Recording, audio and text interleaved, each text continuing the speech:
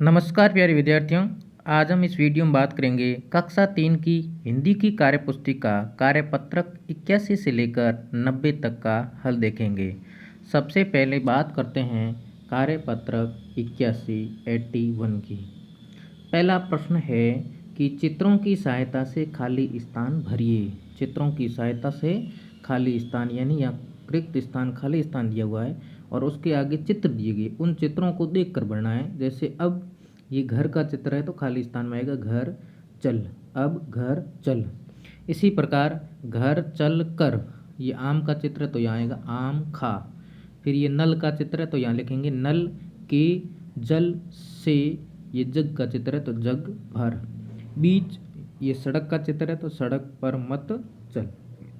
इसी प्रकार से आगे भी कुछ चित्र दिए गए हैं, जैसे बस पर मत चढ़, फिर मीरा सीटी मत बजा, विपिन गिलास भर, रम्मा किताब इधर रख, नमन गाय को घास डालता है, वीणा साबुन लगाकर नहाती है, बाग में मोर नाच रहा है, बगीचे में रंग बिरंगे फूल खिले हैं। इसी प्रकार से और भी चित्र है। मुझे पत्र मिल गया था, दीपिका छाता देना चाहती है, कर्ण दीपावली पर दीपक जलाता है, सोनू की कार काले रंग की है। इस प्रकार से सभी प्रश्नों के इन रिक्त स्थानों की पूर्ति करनी है। अगला है कार्यपत्रक 82। कार्यपत्रक 82 का पहला प्रश्न है कि कहानी पूरी कीजिए। ये एक कहानी दी गई है और उस कहानी के आगे चित्र दिए गए हैं और उन चित्रों को देखकर ही रिक्त स्थान की पूर्ति करनी है और इस कहानी को भी पूरा करना है। एक बहुत घना चित्र दिया हुआ जंगल का, तो यहाँ लिखेंगे जंगल था, उस जंगल में एक नन्ही, ये चिड़िया का चित्र है, तो चिड़िया रहती थी। एक बार जंगल में आग लग गई, सभी जानवर इधर उधर भागने लगे। चिड़िया ने देखा कि सभी जानवर भयभीत है, मुझे इनकी मदद करनी चाहिए। यही सोचकर वह जल्दी ही पास की नदी पर गई, चोंच में पानी भरकर लाई, जलती हुई आग पर पानी डालने लगी। वह बार बार नदी पर जाती और चोंच में पानी लाती। पास से ही एक उल्लू गुजर रहा था।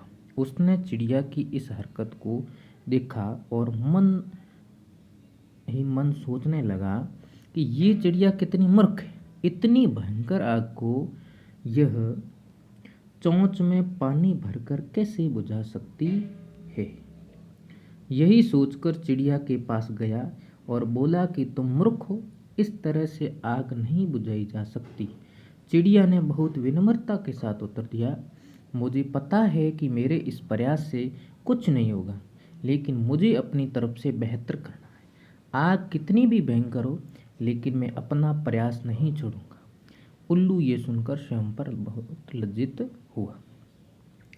तो इस प्रकार से आप इसको देखकर आसानी से जो रिक्त स्थान है उनकी पूर्ति करके इस कहानी को पूरा कर सकते हैं।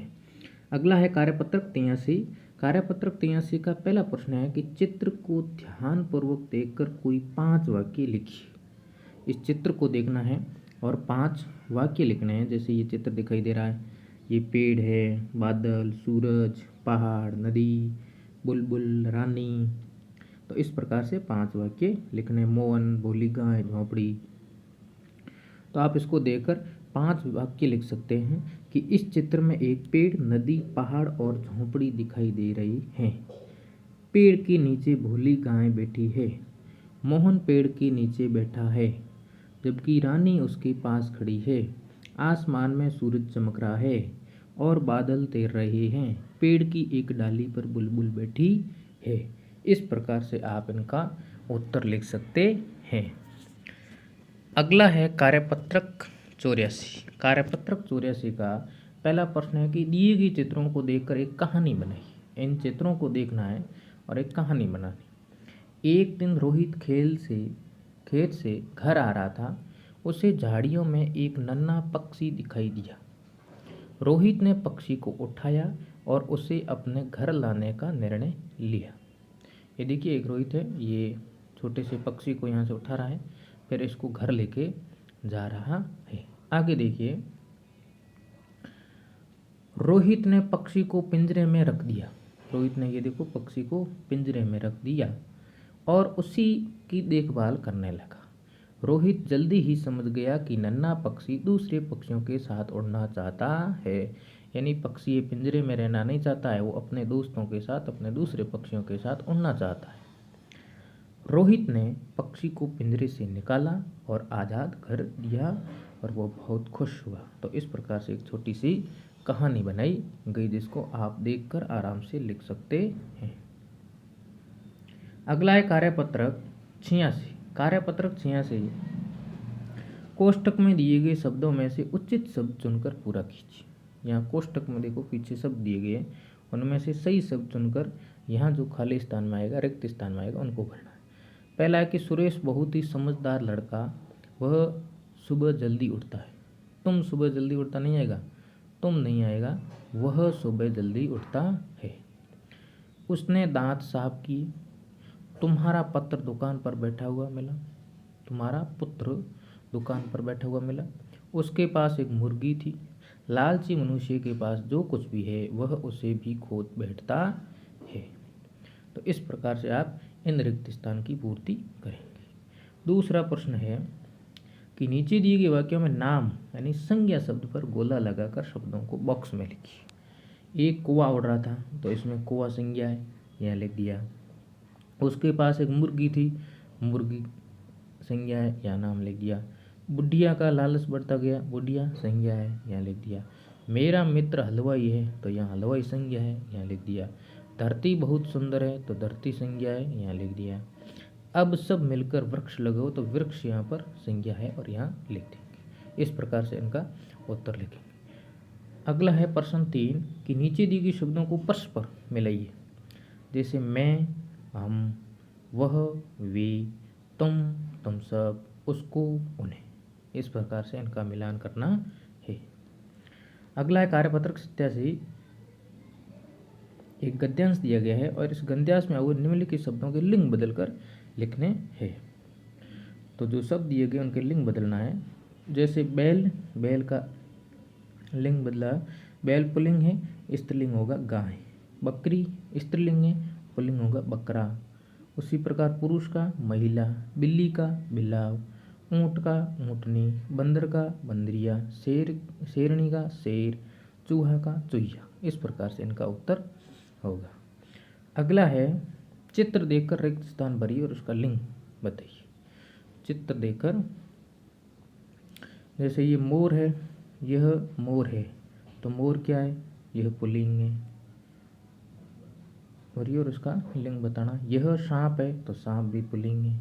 यह लड़की है, लड़की स्त्रीलिंग है। यह लड़का है, लड़का पुल्लिंग है।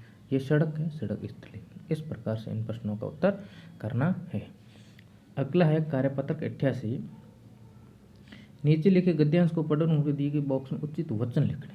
यानी इस गद्यांश को पढ़ने के बाद में यहाँ एक वचन को बहुवचन बनाना है और बहुवचन को एक वचन बनाना है। जैसे लोमड़ी का बहुवचन होगा लोमड़ियाँ, दीवार का दीवारें, रहता का रहते, हाथी का हाथी, हिरण का हिरणों, मोटा का मोटी। उसी प्रकार दुष्ट का दुष्ट।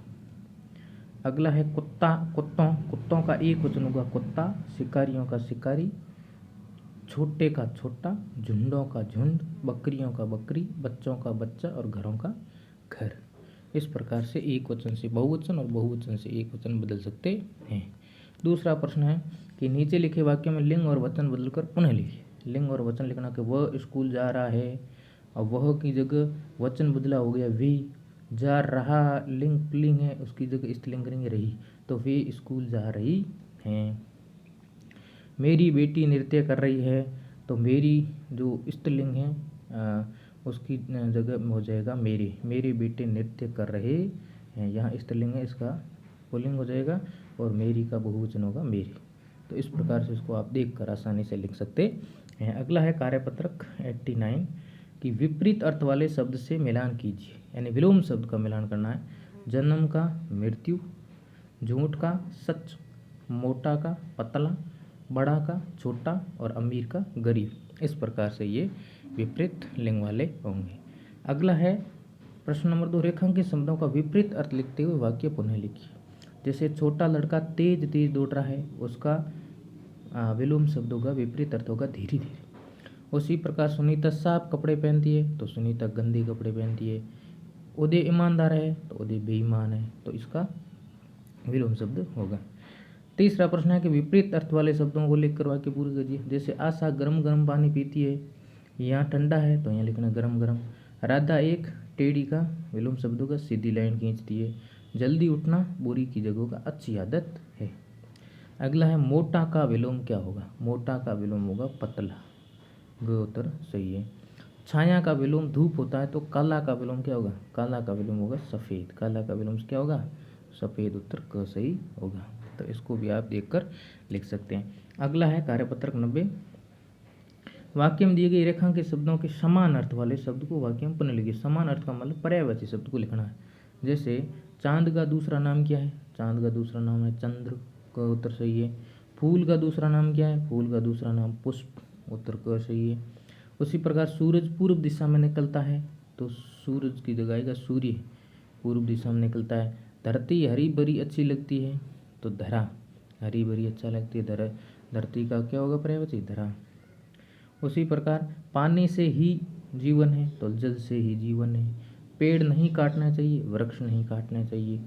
7वां प्रश्न है सामने लिखे शब्दों के समान अर्थ वाले शब्द पहेली में से ढूंढकर लिखिए। तो सामने लिखे शब्दों के समान अर्थ का मतलब पर्यायवाची है, इस पहेली में से ढूंढना। जैसे पानी है, पानी का जल, तो ये यहाँ पर लिखा हुआ है जल, इसका होगा जल। उसी प्रकार पेड़ का होगा वृक्ष, तो ये यहाँ पर लिखा हुआ है वृक्ष, तो यहाँ वृक्ष। वस्त्र का होगा कपड़ा, यहाँ पर लिखा हुआ है कपड़ा, तो यहाँ लिख देंगे कपड़ा। उसी प्रकार बैल का होगा लत्ता, यहाँ पर लिखा हुआ लत्ता, तो ये लत्ता हो जाएगा। पृथ्वी का होगा धरती, और ये हो जाएगा धरती। इस प्रकार से इनका उत्तर लिखना है। तो इस प्रकार से हमने इस वीडियो के अंदर कार्यपत्रक 81 से 90 काल देखा। उम्मीद करूँगा कि आपको समझ में आया होगा। अगर अच्छा लगा तो वीडियो को लाइक, शेयर और सब्सक्राइब ज़रूर करें। धन्यवाद।